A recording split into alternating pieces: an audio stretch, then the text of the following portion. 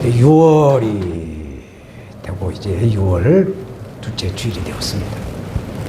요즘 한낮의 태양열은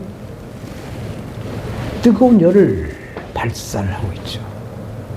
그래서 이러한 뜨거운 열을, 이 태양열을 가리기 위해서 우리는 모자를 씁니다. 모자를 쓰되 가능하면 얼굴을 다 가려지는 창이 큰 모자를 쓰게 되죠. 근데 오늘 본문의 예수님은 그 뜨거운 태양열을 가리는 모자 대신에 가시로 만든 멸관을 가시덩굴로 엉기성키 만들어서 머리에 두르고 쇠사슬 고리에 달려있는 채찍을 가지고 로마 군병들이 무차별하게 예수님을 내쳐서 예수님의 그 온몸이 비투성이가 되게 하고 있는 그런 말씀을 하고 있습니다. 이 모습을 시편 기자는 예수님이 오시기 근 1000년 전에 예언을 했어요. 시편 129편 3절에 박 가는 자들이 내 등을 가라 그 고랑을 길게 지었도다. 박 가는 자들이 내 등을 가라 그 고랑을 길게 지었도다 라고 시편 기자가 예수님의 그 십자가의 채찍에 그 등짝이 파여있는 모습을 비유로 말씀을 하고 있는 것이죠. 마치 농부가 소나 말로 쟁기질할 때 밭을 깊이 갈아서 농사를 짓는 것처럼 예수님의 등이 온 몸이 이 채찍이 맞아서 살점이 떨어져 나가는 것, 그 깊은 상처가 난 것을 이 시편 기자는 비유로 말씀하고 있는 것입니다. 오늘 본문에서 말씀하는 가시멸관, 크라운 오브 트로스라는 제목으로 저와 여러분들의 죄를 대신해서 가시멸관을 쓰신 우리 구주 예수 그리스도를 증거하겠습니다. 저처럼 총독 빌라도는 예수님을 신문하면 할수록 고뇌를 한다라고 말씀하고 있어요. 1절 말씀, 이에 빌라도가 예수를 데려다가 채찍질을 하더라. 예수를 데려다가 채찍질을 하더라 말씀합니다. 사도신경에 본디오 빌라도에게 권한을 받으사라고 된 것을 모든 교회에서는 앵무새, 아바타처럼 대부분의 모든 교회는 신앙 고백을 이렇게 하죠. 본디오 빌라도에게 권한을 받으사. 그러나 우리는 우리가 신앙을 고백할 때 우리의 죄와 우리의 영혼을 구원하기 위해서 예수님이 십자가에 달리시고 십자가에 피 흘리셨다라고 고백을 해야 될 줄로 믿습니다. 그래도 로마 총독중이 되면 아랫사람 군병들이 널려있는데 총독이 직접 예수님을 채찍질을 하겠느냐 인 것이죠. 천주교에 사용하는 사도신경을 보니까 본디오 빌라도 체제에서 고난을 받으사라고 된 걸 봤어요. 이렇게 총독 빌라도는 예수님을 신문하기 위해서 채찍질을 부하들에게 할 수 있도록 묵인을 하고 있습니다. 아마도 예수님을 죽이려는 그 유대인들의 마음을 사기 위해서 흡족하게 하기 위한 그런 수단일 수도 있는 것이죠. 그런 한편으로는 나약한 이 빌라도의 그 마음 상태를 읽을 수가 있습니다. 왜? 빌라도는 그 아내의 조언을 들었어요. 예수님에 대한 환상을 보고 예수님을 더 이상 힘들게 하지 말라라는 그 아내의 말도 들었고 또 유대인들이 그 강경파 그 요청도 들었어요. 그래서 예수님을 신문하였지만 전혀 예수님에 대한 죄가 발견되지 않았어요. 그래서 죄가 없다는 것을 총독 빌라도는 알았습니다. 그렇지만 성경은 예언과 성취로 되어 있어요. 예언을 하면 반드시 성취가 되는 것이죠. 그래서 예수님이 오시기 약 700년 전에 이사야 선지자는 이사야 53장 5절에 예언하기를 그가 찔림은 우리의 허물 때문이요 그가 상함은 우리의 죄악을 때문이라. 그가 징계를 받음으로 우리가 평화를 누리고 그가 채찍에 맞음으로 우리가 나음을 입었도다 라고 예언을 하고 있어요. 이렇게 예수님 채찍에 맞으신 것은 어떤 법적인 판결이 없이 당하신 것이죠. 왜? 예수님께서 우리의 그 영혼을 사랑하셨기 때문에 우리 영혼을 구원하기 위해서 예수님은 따지지도 않고 스스로 대속의 제물이 되셨다라는 말씀이었어요. 그렇지만 예수님은 십자가의 대속의 제물이 되신 후 3일 만에 다시 부활하셔서 하나님 우편한 자 계신 줄로 믿습니다. 죽음을 극복하시고 부활하신 예수님, 우리는 이 부활하신 예수님을 오늘도 찬양하고 경배하기 위해서 예배로 영광을 드리고 있는 것이죠. 이 세상에 수많은 종교 지도자가 있어요. 그러나 죽음을 극복하신 분은 유일하신 예수님밖에 없습니다. 예수 그리스도만이 죽음을 극복하고 부활하셨습니다. 그러므로 예수 그리스도를 믿는 저와 여러분들도 이 죽음을 극복하고 부활하셔서 영원한 생명을 누리는 하나님의 자녀의 권세를 누리게 되는 것을 우리는 믿습니다. 오늘 본문 2절 3절 군병들이 가시로 면류관을 엮고 그의 머리에 씌우고 자색 옷을 입히고 앞에 와서 이르되 유대인의 왕이여 평안할지어다 하며 손바닥으로 때리더라 말씀하고 있습니다. 오늘 본문에서 말씀한 가시 면류관, 이 가시는 고난을 상징하고 있어요. 가시는 찔리는 거죠. 아프죠. 고난은 힘든 것입니다. 우리 인간에게 가시라는 말씀이 적용된 것은 성경 창세기로부터 시작이 돼요.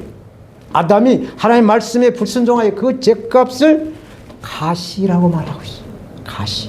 창세기 3장 17절 18절 아담에게 이르시되 네가 네 아내의 말을 듣고 내가 내게 먹지 말라 한 나무의 열매를 먹었은즉 땅은 너로 말미암아 저주를 받고 너는 네 평생에 수고하여야 그 소산을 먹으리라. 땅이 네게 가시 덤불과 엉겅퀴를 내리라. 우리가 심는 대로 거둔다고 성경은 말씀하고 있잖아요. 불순종을 심어서 가시와 엉겅퀴를 거둔다는 말씀을 하고 있습니다. 이렇게 예수님이 가시면류관을 쓰신 것은 우리 인류의 죗값을 대신 받으시는 증표인 거예요. 증표. 그러므로 로마 군병들은 예수님을 조롱하죠. 조롱해요. 만왕왕이신 구세주 구원자 예수님을 부인하는 악행을 하고 있는 것이죠. 구원자신 예수님을 인정하고 구세주로 우리는 믿어야 우리에게 구원이 임할 줄로 믿습니다. 그런데 총독 빌라도는 그 수하의 군병들의 악행을 묵인하고 있어요. 허락하고 있는 겁니다. 그 목적이 있어요. 목적은 유대인들로 하여금 그만큼 했으면 이제 유대인들의 그 악감정, 예수님을 죽이고자 하는 그 악감정이 좀 해소가 되지 않았을까. 죄 없은 예수님을 또 풀어주려고 하는 그러한 마음이 있었기 때문에 성경의 학자들은 빌라도가 이러한 양면 정책을 폈다라고 해석을 하고 있죠. 그렇지만 총독 빌라도는 그의 인간의 한계를 우리에게 보여주고 있어요. 예수님을 재판하는 과정에서 그 인간적인 고뇌를 하는 모습을 보여주고 있는 것이죠. 빌라도가 고뇌한 이유가 무엇일까? 이유는 두 가지로 우리가 해석할 수가 있어요. 첫째는 예수님께서 아무런 범죄 사실이 없다라는 것, 죄를 발견할 수가 없다라는 것이 하나고, 또 하나는 유대인들이 이렇게 예수님을 죽이려 하는 것이 너무나도 완고한 것이죠. 극과 극으로 대치되어 있는 것을 잘 이렇게 융화시켜서 어떻게 해서든지 예수님을 살려보려고 하는 그 고뇌에 있다는 얘기예요. 죄 없은 예수님을 죽이려고 하니 총독의 그 양심은 날마다 괴롭습니다. 더군다나 아내 조언도 빌라도도 이러지도, 조언으로 인해서 빌라도는 이러지도 저러지도 못하는 상황에서 이제 인간의 한계를 고민하고 있는 말씀을 하고 있어요. 4절 말씀. 빌라도가 다시 밖에 나아가 말하되 보라, 이 사람을 데리고 너희에게 나오나니 이는 내가 그에게 나오나니 이는 내가 그에게서 아무 죄도 찾지 못한 것을 너희로 알게 하리라. 예수님을 재판하고 신문을 해봤지만 죄라고 하는 싹이 아무것도 없었다는 것을 말하고 있는 것이에요. 아무런 죄가 없으신 예수님은 이 정도 하였으면 유대인들 너희도 화를 좀 풀지 않았나? 총독에 내 명분도 좀 서지 않나? 라는 이 양면 정책에서 빌라도는 이 관정 밖으로 나와서 유대인들에게 무죄를 선언합니다. 예수님은 죄가 없습니다. 다 무죄를 선언하죠. 그런데 유대계 주대자들과 그 부하들은 빌라도의 그 거듭된 주장에도 불구하고 예수님을 죽여야만 한다고 외쳐대죠. 죽여야만 된다고 외쳐댑니다. 오늘 본문 5절 6절 이에 예수께서 가시면류관을 쓰고 차색 옷을 입고 나오시니 빌라도가 저에게 말하되 보라 이 사람이로다 하며 대제사장들과 아랫사람들이 예수를 보고 소리질러 이르되 십자가에 못 박으소서 십자가에 못 박으라고 하는지라. 빌라도가 이르되 너희가 친히 데려가 십자가에 못 박으라. 나는 그에게서 죄를 찾지 못하였노라. 유대인들은 때를 쓰듯이 막무가내로 예수를 십자가에 못 박으라고 외쳐댔죠. 이게 군중의 심리입니다. 군중의 심리. 총독 빌라도는 공권력을 행사하지도 못하고 또 자신의 의도대로 되지도 못하자 결국 양심을 고백할 수밖에 없죠. 예수님에게 아무런 죄를 발견할 수 못했다. 너희가 예수를 데려다가 너희들 마음대로 십자가에 못을 박든지 마음대로 하라 라고 한 것입니다. 총독 빌라도는 3번이나 예수님에게 죄가 없다고 선언하죠. 요한복음 18장 38절에도 하죠. 오늘 본문 19장 4절, 19장 9절에 예수님은 죄가 없다. 예수님은 죄가 없다고 선언을 하고 있는 것입니다. 보통 이러한 이치, 우리나라도 외정시대 때 일본 총독은 날아가는 새를 떨어뜨릴 수 있는 권력이 있었어요. 로마 총독이 정도 되면 이 없는 죄를 굴비역듯이 엮어가지고 얼마든지 죄인을 만들 수 있는 그러한 이치에 있지만 빌라도는 그래도 기본적으로 선한 양심이 있었다라는 것을 우리는 오늘 본문을 통해서 알 수가 있는 것입니다. 그래서 죄가 없으신 분이 죄를 용서할 수가 있다라는 결론을 우리는 알 수가 있는 것이죠. 예수님은 어머니 마리아에게서 태어나셨어요. 그런데 아버지는 요셉입니다. 복수인 요셉인데 어머니와 요셉이 합방을 해서 낳은 아이가 예수가 아니에요. 어머니 마리아에게서 보혜사 성령의 씨로인 때 되어서 예수님이 탄생하였기 때문에 죄가 없는 씨로 인해서 태어난 분이 바로 예수님이다. 그래서 예수님은 죄가 1도 없다. 그래서 죄인을 용서하시는 구세주가 된다라는 결론을 우리는 맺을 수가 있습니다. 그래서 우리는 죄인이 죄인을 구원할 수가 없어요. 예수님 비유로 말씀하신 누가복음 6장 39절에 소경이 소경을 인도할 수 있느냐? 둘 다 구덩이에 빠지지 않겠느냐? 죄인이 어떻게 죄인을 구원할 수 있겠느냐라는 말씀을 비유로 하고 있습니다. 죄인을 구원하는 데 있어서 절대적인 조건은 죄인이 아니라야 죄인을 구원할 수가 있다라는 말씀인 것입니다. 그런데 우리가 이 땅에 살면서 죄인이 아닌 사람이 한 사람이 있나요? 눈을 뜨고 아무리 바라봐도 죄인이 아닌 사람은 아무도 없다라고 성경 말씀합니다. 로마서 3장 10절 의인은 없나니 하나도 없다. 의인은 없나니 하나도 없다라고 말씀을 하고 있어. 그래서 하나님신 예수님이 사람으로 오신 줄로 믿습니다. 하나님이 인간된 성육신의 방법밖에는 어떤 방법이 없기 때문에 하나님은 2000년 전에 하나님신 예수님을 이 땅으로 사람으로 보내신 거예요. 그래서 사람이 사람의 죄를 용서하셨다라는 것을 우리는 믿어야 될 줄로 믿습니다. 오늘 본문 7절 유대인들이 대답하되 우리에게 법이 있으니 그 법대로 하면 저가 당연히 죽을 것은 저가 자기를 하나님의 아들이라 합니다. 속칭 거짓 선지자다 라는 죄를 씌운 거죠. 신성 모독죄를 씌운 거죠. 이 말씀을 자세히 들여다보면 주객이 전도된 모습이에요. 재판장이 졸지에 바뀐 말씀이에요. 총독 빌라도를 무서워하지 않고 이제 총독 빌라도를 무시를 합니다. 유대인들이. 우리에게 법이 있으니, 우리 유대교의 법이 있으니 하나님을 해방하는 거짓 선지자를 죽일 수도 있는 종교적인 법이 있다라고 큰 소리를 치는 거예요. 한때는 언제 사람을 죽일 수 있는 권한이 없기 때문에 이제 우리는 총독에게 이 예수님 죄인을 끌고 왔습니다. 그래서 죽이게 허락해 주십시오 라고 소송을 걸던 사람들이 이제는 이 빌라도의 그 양심을 고백하자 예수님의 무죄를 선언하자 유대인들이 총독을 협박하죠. 마치 하이나 때들처럼 이 유대인들이 돌변한 거예요. 돌변. 8절 9절 빌라도가 이 말을 듣고 더욱 두려워요. 총독이 유대인들을 두려웠다는 이야기입니다. 다시 관정으로 들어가서 예수께 말하되 너는 어디로서부터냐 하되 예수께서 대답하여 주지 아니하시는지라. 이 말씀에도 빌라도의 내면의 갈등을 읽고 있는 것을 읽을 수가 있어요. 보통 갈등이 아니죠.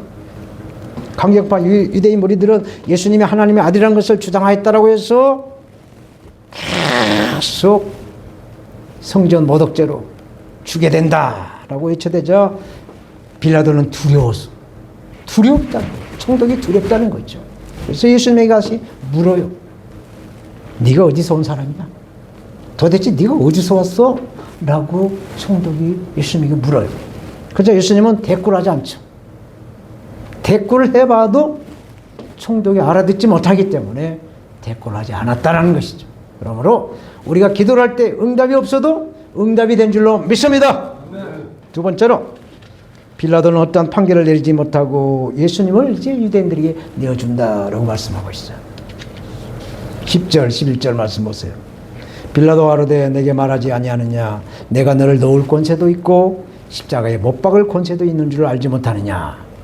예수께서 대답하시되 위에서 주지 아니하셨다면 나를 해할 권세가 없었으리니 그러므로 나를 내게 넘겨준 자의 죄는 더 크니라 하시니. 이제 빌라도는 끈이 떨어진 연이 되었어요. 연은 그 실에 딱 붙어 있어야 그 방패로 제껴서 올라가기도 하고 내려기도 하고 이게 마음대로 조정이 되는데 끈이 떨어진 연이 됐어요. 마음대로 조정이 안 됩니다. 자기 마음대로 재판하지도 못하고 그래서 민망했던지 예수님에게 자기의 그 권세를 자랑하죠. 나는 살릴 권세도 있고 죽일 권세도 있다라고 말합니다.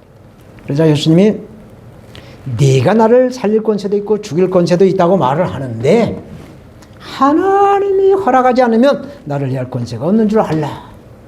공중에 나는 새 한 마리도 하나님이 허락해야 땅에 떨어진다 이놈아 라는 식으로 말씀하고 있는 거예요. 사랑하는 여러분, 예수님과 빌라도의 결정적인 차이를 보여주고 있어요. 예수님은 어떤 사고와 어떤 믿음으로 공생의 사역을 마치는가, 이 빌라도는 어떤 사고 방식으로 이 총독의 임무를 하고 있는가, 이것을 비유로 말씀하고 있는 거예요. 총독 빌라도는 자신의 직책과 자신의 권세와 권한을 자기가 마음대로 사용할 수 있는 확실한 나의 것이다라는 걸 믿고 행동을 옮기고 있는 것이죠. 그러나 예수님께서는 모든 것은 나의 것이 아니다. 이로부터 잠시 나에게 맡겨진 것에 불과하다라고 깨닫게 하고 있어요. 그러므로 우리는 하나님의 중심인가, 세상 중심인가, 내 중심인가, 하나님 중심인가, 성령님으로 인도한 대로 하나님 뜻대로 살아가는가, 인본주의인가, 신본주의인가, 이것을 구별해서 우리 살아계신 아버지 앞에 영광을 드려야 될 줄로 믿습니다. 12절 이러므로 빌라도가 예수를 놓으려고 하여 힘썼으나 유대인들이 소리질러 가로되 이 사람을 놓으면 가이사의 충신이 아니이다. 무릇 자기를 왕이라는 자는 가이사를 반역하는 것이다. 여기서 가이사는 로마 황제를 뜻합니다. 황제를 가이사라고 그래요. 빌라도는 예수를 풀어주려고 무척 애를 썼어요. 예수님에 대해서 3번이나 무죄라고 선언하면서까지 예수님은 참 비참하게 불쌍하게 만들어서 그 유대인들이 마음을 사가지고 풀어주려고 했죠. 그러나 유대인들은 정치적인 이슈를 계속 만들었어. 계속해서 총독의 빌라도를 몰아붙이고 있어. 내란의 우두머리 뭐 이런 식으로 막 몰아붙이면 13절 14절 빌라도가 이 말을 듣고 예수를 끌고 나와서 박석 히브리 말로 가바다라는 곳에서 재판상에 앉았더라. 이날은 6월절 예비일이요 때는 제6시. 여기서 말하는 6시는 우리나라 시간으로 정오 한낮 12시를 말합니다. 제6시라. 빌라도가 유대인들에게 이르되 보라 너희 왕이로다. 한낮에 태양이 장렬하는 한낮에 예수님을 십자가에 내놓았어요. 이제 유대인들은 승기를 잡고 막가파식으로 떠듭니다.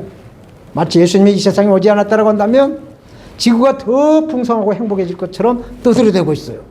오늘 본문 15절 16절 저희가 소리 지르되 없이 하소서 없이 하소서 저를 십자가에 못 박게 하소서. 빌라도가 이르되 내가 너희 왕을 십자가에 못 박으랴. 대제사장들이 대답하되 가이사에는 로마 황제에는 우리에게 왕이 없나이다 하니 이 예수를 십자가에 못 박히게 너희에게 넘겨주니라 말씀합니다. 유대인들이 예수님을 십자가에 못 박아 죽이라고 외치자, 못 박아 죽이라고 외치자 빌라도는 유대인의 왕을 어찌 십자가에 못 박아 죽겠느냐? 너희 왕으로 오셨는데 내가 어떻게 죽일 수 있겠느냐? 라고 물어요. 그러자 대제사장들이 재빠르게 가이사가 로마 황제가 유대인 왕이라고 응답을 했죠. 이렇게 무지가 생사람을 잡는 것이에요. 무지해서 죄 없는 예수님을 잡는 것입니다. 우리는 오늘 말씀을 통해서 빌라도가 예수님을 어떻게 재판한지를 살펴봤어요. 빌라도는 예수님을 놓아주려고 하였지만 그 한계를 극복하지 못했어요. 그러나 우리의 믿음은 우리 한계를 극복하는 능력이 있는 줄로 믿습니다. 우리가 예수님을 믿는다고 말은 하지만 현실과 타협하는 순간 우리 주님이신 예수님은 또다시 십자가에 못 박게 될 것입니다. 신앙생활은 하나님을 위한 것이 아니에요. 우리 믿음 생활은 하나님을 위한 것이 아니에요. 우리를 위해서, 나를 위해서 우리가 믿음 생활하는 것이죠. 왜?